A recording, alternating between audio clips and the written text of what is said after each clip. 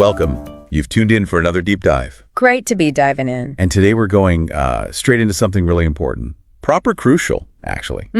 How we grow food sustainably for the long haul. Yeah, and specifically the work young people and women are doing. That work that often gets missed, right? Before planting, after harvest. Exactly. We're looking especially at Nigeria today. So much happening there. Definitely.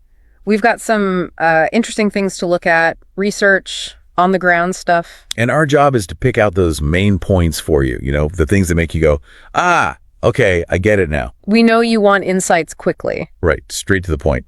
And listen, it's not just about, fairness. That's vital, of course. But it's also about smart agriculture, building resilience. Yeah, making our food system stronger for the future. Sure. Especially thinking about Africa's population, all those young people. Huge potential there. Okay, let's dive in then. Let's unpack this. So, where do we start? The sheer numbers are pretty striking. Yeah. Yeah, tell us about that. How many people are we actually talking about? Well, globally, the FAO says women make up about 43% of the farm workforce. That's already huge. 43%, okay. But then you zoom into some African countries, and UN Women found figures like 60 to 80% of food production being done by women. 60 to 80, that's immense. It really is. And then add the youth factor.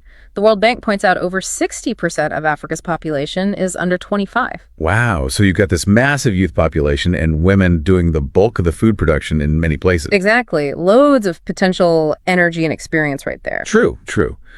But potential doesn't always translate, does it? What holds them back? What are the typical hurdles? Yeah, that brings us to a really key point. Access. It's a recurring theme. Access to what specifically? Things like land to actually farm on. Yeah. Getting hold of finance, loans or capital. Right. The basics. The basics, yeah.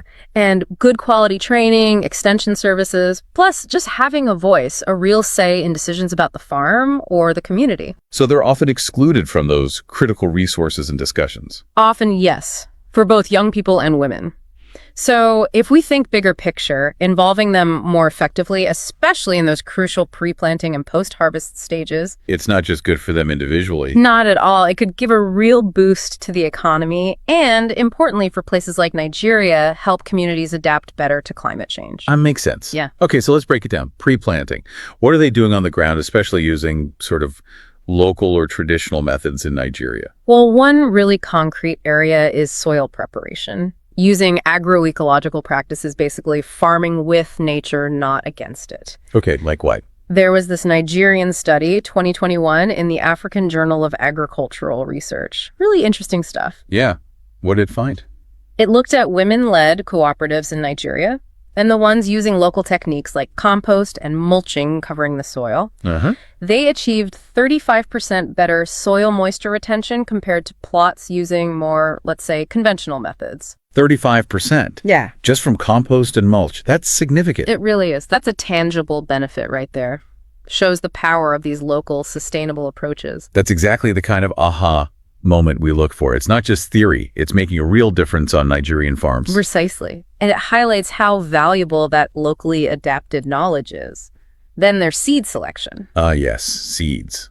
Crucial starting point. And traditionally, women have been, the guardians of indigenous seed varieties, keeping those local types going. Guardians, I like that. Biodiversity International actually found women are responsible for up to 80% of seed selection in many local farming systems. 80%. So they're not just planting. They're actively managing the genetic diversity, choosing what works best locally. Exactly. They're selecting for resilience, for taste, for storage, all critical things, especially with changing climates like you see in parts of Nigeria. That's massive for biodiversity and climate adaptation. So much knowledge there. Absolutely vital knowledge for sustainable farming. And building on that, you see initiatives like community seed banks popping up. Right, sharing and preserving those local seeds. Yeah. The examples we often hear about are maybe from Kenya or Ghana with support from organizations like GIZ or AGRA. Okay. But the core idea, communities managing their own seed resources sustainably, that's a concept that could be really powerful or adapted for Nigeria too. Makes sense. Tailoring it to the local context. Okay, so that covers getting things set up before planting. What about after the crops are in the ground? Post-planting is just as crucial. Think about water management, for instance. Oh, it's a challenge in many regions. Definitely. So practices like regenerative water harvesting, things like zai pits, which are special planting pits, or contour farming, following the land shape. Techniques to capture and hold rainwater. Exactly. They make a huge difference.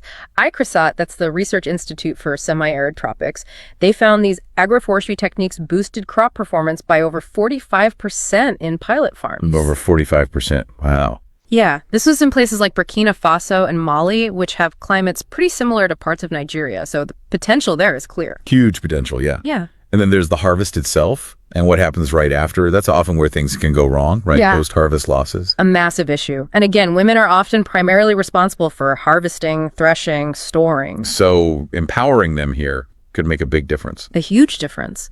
Look at Tanzania, the World Bank highlighted work there, where giving women access to relatively simple tools like solar-powered storage or threshers, it helped reduce grain losses by as much as 25% in some areas. 25% less food wasted? That's incredible. It really is. And think about the implications for food security and income in Nigeria, where post-harvest loss is definitely a challenge. Simple, targeted solutions can be so impactful. Absolutely. Now, what about tech? We hear so much about agri-tech. Are youth and women part of that wave in Africa? Oh, definitely. That's a really exciting space. You've got these agri-digital platforms emerging. Like apps and websites for farmers. Exactly. Nigeria's own Farm Crowdy is a prime example. And you've got M-Farm in Kenya, too. And are young people driving these? Often, yes. Many are youth-run initiatives. They provide farmers, including women and young farmers, with vital info. Things like weather forecasts, farming advice, connections to markets. So helping them make better decisions and sell their produce more effectively. Precisely.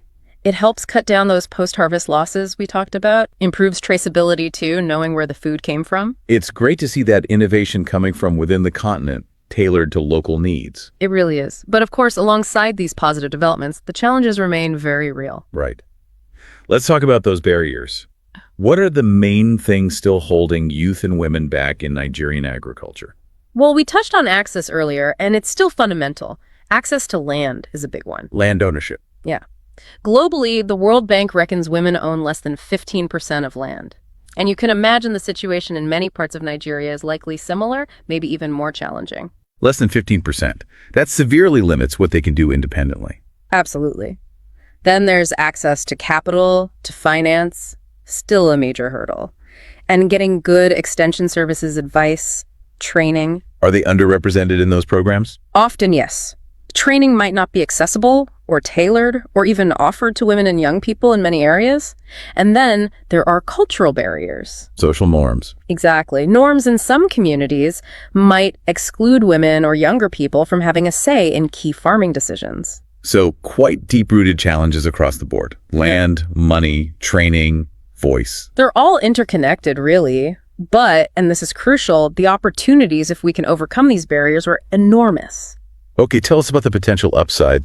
You mentioned it earlier. Well, the FAO put out some powerful estimates. They reckon if women had the same access to resources as men, land, inputs, credit, training, agricultural yields could increase by 20 to 30%. 20 to 30% more food just from closing that gap. That's the estimate. Think what that means for food security, for household income, especially in a place like Nigeria. It's massive. And they also estimated it could lift between 100 and 150 million people out of hunger globally. Wow. Those numbers are staggering. It really underlines why this isn't just a nice to have. It's fundamental for development, for resilience, for equity. Okay, so given those challenges and that huge potential, what can actually be done? What are some practical steps, particularly for Nigeria? Any success stories? There are definitely pathways forward. First, making those extension services truly inclusive. Wow. Using tools that reach people where they are. ICT mobile phones is huge now. Radio programs too, but critically, in local languages. Hausa, Igbo, Yoruba in Nigeria. Exactly. Getting information out in ways that are accessible to women and youth in their own languages. Second, incentivizing the uptake of better practices. Like offering rewards. Sort of. Maybe combining training in climate-smart agriculture, those sustainable techniques we discussed, with providing starter kits, seeds, tools, whatever helps them actually implement what they've learned. Lowering the barrier to adoption. Makes sense. And community demonstration farms could be powerful too. Showing, not just telling. Exactly. Farms within Nigerian communities where youthing women are visibly leading, showcasing these pre- and post-planting innovations, learning by seeing and doing. Peer-to-peer learning, almost. Very effective. Then, of course, there's the policy level. It needs to change there. Addressing land tenure security is vital, making sure women have secure rights, and embedding gender and youth considerations into agricultural budgets and programs in Nigeria, making it standard practice. So systemic change is needed too. Are their models already working? Yes, definitely. Look at the Youth Agripreneurs program run by IITA. The International Institute of Tropical Agriculture. They're Right. headquartered in Nigeria, right? That's right, in Ibadan. Their program is a fantastic example of supporting young people, agripreneurs, to build businesses right across the agricultural value chain. So it's already happening on the ground. It is. It shows that targeted support can really foster youth engagement in agribusiness, creating jobs and opportunities. It's a model that's directly relevant. That's really encouraging to hear about these practical actions and existing successes. It drives home the point that youth and women aren't just passive beneficiaries. Not at all. They are active agents of change, innovators, custodians of knowledge. And bring it back to you listening, just think about the impact. Imagine the difference across Nigeria's vast farmlands if these groups were fully enabled. Yeah, think about combining that rich indigenous farming knowledge, particularly held by women, with the dynamism and tech savviness of the youth. It really paints a powerful picture. This has been incredibly insightful. Glad we could cover it. It's just so clear, isn't it? When we talk about the future of agriculture, especially in a dynamic country like Nigeria, focusing on youth and women isn't just the right thing to do ethically. No, it's the smart thing. It's essential for productivity, resilience, economic growth. They are absolutely central to building a stronger, more equitable food system. Couldn't agree more. They're not just part of the solution, they're leading the way. So here's a thought to leave you with today. Considering that deep generational agricultural wisdom held by women in Nigeria and the incredible energy and potential of its young people, just imagine what truly innovative, locally rooted solutions could emerge if these groups were fully supported and empowered at every single stage of farming. Something to really mull over. Thanks for diving deep with us.